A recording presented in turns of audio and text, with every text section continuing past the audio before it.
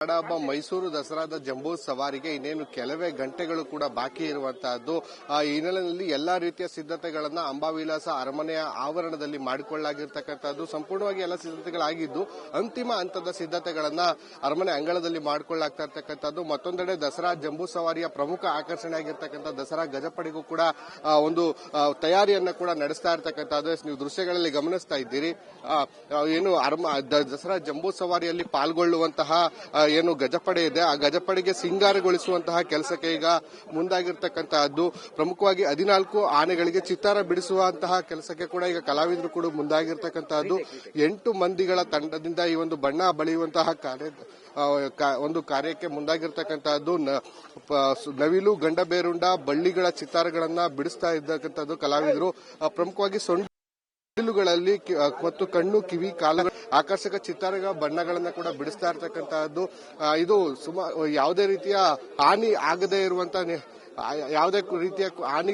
ಇರುವಂತಹ ಬಣ್ಣಗಳನ್ನ ಕೂಡ ಬಳಸಿ ಈ ಒಂದು ಚಿತ್ತಾರಗಳನ್ನ ನುರಿತ ಕಲಾವಿದ ತಂಡ ಬಿಡಿಸ್ತಾ ಇರ್ತಕ್ಕಂಥದ್ದು. ಇದನ್ನ ಹೊರತುಪಡಿಸಿ ಇವತ್ತು ಸುಮಾರು 1:06 ರಿಂದ 1:15 ಒಳಗೆ ಸಲ್ಲುವಂತಹ ಶುಭ ಧನುರ್ ಲಗ್ನದಲ್ಲಿ ದಸರಾ ಜಂಬೂ ಸವಾರಿಗೆ ಒಂದು ನಂದಿ ಧ್ವಜದ ಪೂಜೆಯನ್ನು ನೆರವೇರಿಸುವ ಮುಖೇನ ಮುಖ್ಯಮಂತ್ರಿ ಸಿದ್ದರಾಮಯ್ಯನವರು ಚಾಲನೆಯನ್ನ ಕೊಡ್ತಾರೆ.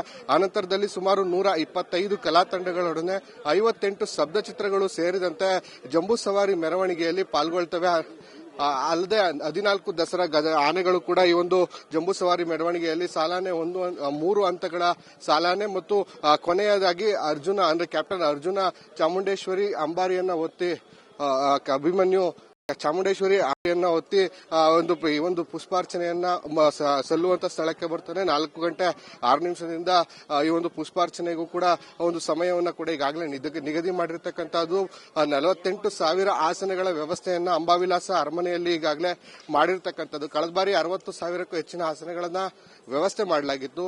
ಸಾಕಷ್ಟು ಗೊಂದಲಗಳು ಮತ್ತು ತೊಂದರೆಗಳು ಉಂಟಾದಂತಹ ಸಂದರ್ಭದಲ್ಲಿ ಒಂದು ಆಸನದ ವ್ಯವಸ್ಥೆಯನ್ನ ಕಡಿತಗೊಳಿಸಿ ಬೇಕಾದಂತ ಎಲ್ಲಾ ಸಿದ್ಧತೆಗಳನ್ನ ಕೂಡ ಮಾಡಿಕೊಳ್ಳಲಾಗಿರ್ತಕ್ಕಂಥದ್ದು.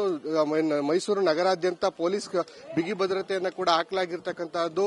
ಸುಮಾರು 1,900 ಪೊಲೀಸರು ಸೇರಿದಂತೆ ಸುಮಾರು 15 ಕೆಎಸ್ಆರ್ಪಿ ತುಕಡಿಗಳು, ಸಿಎಆರ್ಪಿಎಫ್ ತುಕಡಿಗಳನ್ನು ಸೇರಿದಂತೆ ಪೊಲೀಸ್ ಬಿಗಿ ಭದ್ರತೆಯನ್ನ ನಗರಾದ್ಯಂತ ಮಾಡಲಾಗಿದ್ದು, ಜಂಬೂ ಸವಾರಿ ಸಾಗುವ ಮಾರ್ಗದುದ್ದಕ್ಕೂ ಕೂಡ ಸುಮಾರು 150 ರಿಂದ 200 ಸಿಸಿ ಕ್ಯಾಮೆರಾಗಳನ್ನ ಅಳವಡಿಸಿ ಒಂದು ಬಿಗಿ ಭದ್ರತೆಯನ್ನ ಕೊಟ್ಟಿರ್ತಕ್ಕಂಥದ್ದು. ಅಲ್ಲದೆ ಡ್ರೋನ್ ಕಣ್ಗಾವಲನ್ನು ಕೂಡ ಇವತ್ತು ಮೈಸೂರು ನಗರಾದ್ಯಂತ ಪೊಲೀಸ್ ಇಲಾಖೆ ಇರಿಸಲಾಗಿರ್ತಕ್ಕಂಥದ್ದು. ಅಂಕಿತ.